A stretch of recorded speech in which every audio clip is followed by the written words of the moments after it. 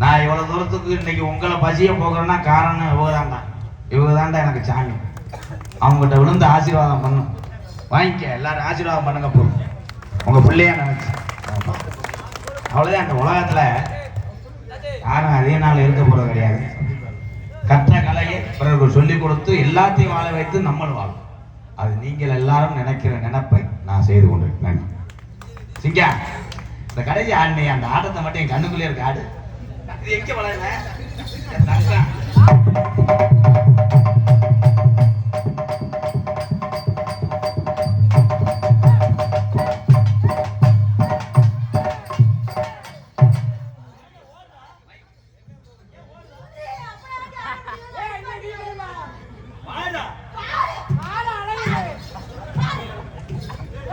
தம்பி ஆயுது